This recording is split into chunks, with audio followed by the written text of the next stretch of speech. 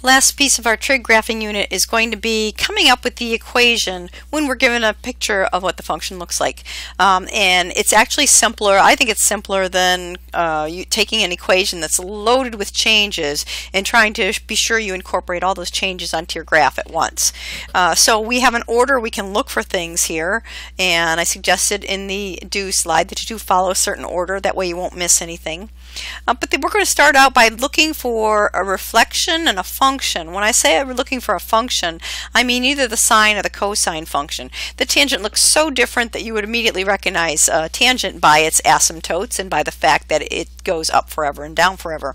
But the cyclical functions here, even though tangent is cyclical, it cycles in a different way.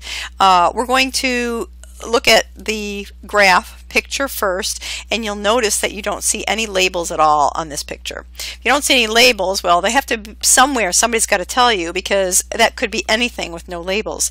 So we see the instructions. It says the following graphs use the interval 0 to 2 pi with a scale of pi over 2. So I'll begin by labeling the x-axis here. This is 0 and this is 2 pi, and so each tick mark is worth pi over 2. This will be pi over 2. In the middle it's going to be just pi. 3/4 of the way it's 3 pi over 2. And again, working with the fractions, you got to be comfortable with that because we need to do that. The same set of instructions for the second graph, so while I'm at it, I'll label that one 0 to 2 pi, a pi in the middle, and I'll leave those other ones off for now. Okay, so our step 1 here is going to be to identify the trig function. Is it sine or is it cosine, and has it been reflected? So let's take a look near, we're always going to look near the y-axis in order to figure this out. If I look near the y-axis, I see something that starts at 0, 0, and it also ends at that midline. So a start, an end, a middle are all on the midline. We know that to be a sine function, but a normal sine function goes up first. So this one has been reflected down. I'm always going to begin by writing y equals, so I don't forget about it.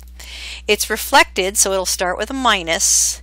I'm going to leave a little bit of a space, and then I'm going to write a sine because we already decided this was a sine curve by the way it's drawn.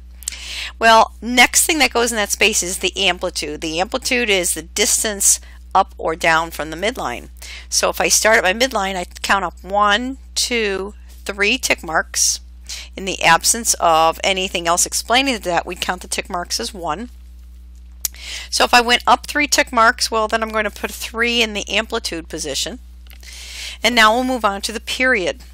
Well, if I have that one cycle highlighted, all I need to do is figure out the end point and the start point. And the start point is going to be easy in this case. Start point is 0. End point is somewhere in between pi over 2 and pi. And here's where we talk about the relationship a little bit more between pi and the frequency.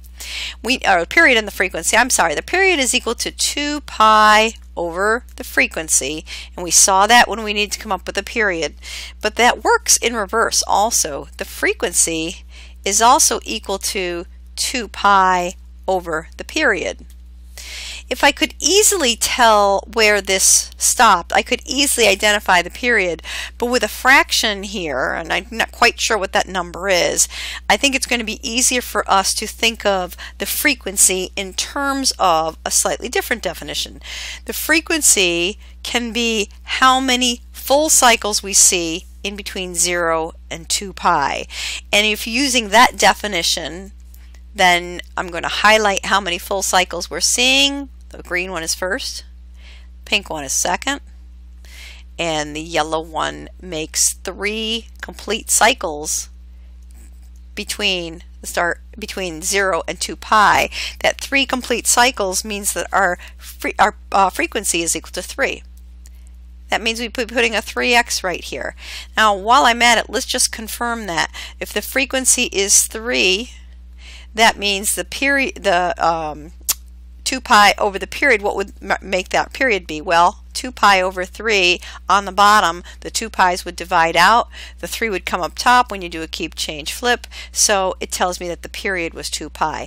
Now we don't actually put the period into the function. The thing we put into the function is the 3. So again, if it's relatively easy to tell where that first cycle ends, you can just put that number down the bottom of your put that number here and then solve. And again, I'm going to show you, I'm going to rewrite those equations. That again works both ways. Period equals 2 pi over the frequency, but we're going to be needing to put the frequency into our equation, so we'll turn that around. We'll say the frequency is equal to 2 pi over the period. If you can tell the period easy, just plug it in there, do your calculations. If you have more of a hard time, you'll have to think about how many full cycles you see between 0 and 2 pi. So we've identified the frequency in this one as 3. Is there a phase shift? Well, no. The sine curve started at the y-axis, so there's no phase shift there. So I'll close that off. And the last thing I want to check for myself is what the midline is. If your midline is the x-axis, there's nothing to add on the end. So we finished the full equation for this. Please keep in mind it is an equation. It has to start with y equals. If it doesn't, you do lose a point for that. Moving on to number 2, we'll start off again with the y equals. Good idea to start it off, and then you won't forget about it. Okay, we're looking for a reflection maybe and a function. You want to think of those together, a reflection and a function, a reflection and a function. Well, I see a cycle starting up here. Oop. And then coming back up to the top here. There's one full cycle. That's a cosine. It is not being reflected. So I will leave them. I don't need a minus sign. I will write the cosine function. In between what would have been a minus sign and the cosine, we have our amplitude. And you'll see I'm just going down the checklist here. Next thing to check is the amplitude. And if I go to 0 and I count down 1, 2, 3 tick marks, I know then that my amplitude is 3. I won't put a minus there because this cosine is not reflected. It looks just like the sketch of a regular cosine curve. Okay, it's time to move on to my frequency. Well, we're going to look at the graph, and one of two ways. We can use this formula to calculate the frequency. Take 2 pi over the period. Well, the first cycle ends at pi, therefore the period is pi. When you take 2 pi and divide it by pi, you end up with 2. So my frequency in this problem is 2. 2 is going to go in front of the x. If we had a phase shift, if this cycle did not start right on the y-axis, then we would have a phase shift. There is no phase shift in this graph, so we won't put anything in here with the x. But we do want to ask ourselves about the midline, and in this case you can see the midline is in fact the x-axis, so there's nothing to add on the end, so we finished writing the equation for this line. Moving on down to the next 2 problems. Now it says that the graphs are showing the interval 0 to pi with a scale of pi over 2. So again, we'll begin by labeling our x-axis. Without the labels, we can't really tell anything. This is 0, this is pi. Same thing on this one, 0 and pi. That makes this pi over 2 in the middle. And now let's think about that same list we used up top. I'm going to bring it down a little bit further so you can see it. Now, you won't be given this list on the test. You'll have to come up with that list on your own. But you're certainly free to memorize it to do so. Reflection and function. Let's look for a function and see if it's reflected. Right in here, I'm seeing a sine curve. It's not a reflected sine curve, it's a regular sine curve. So I know that my equation will start out y equals, there is no reflection, I won't put a minus sign.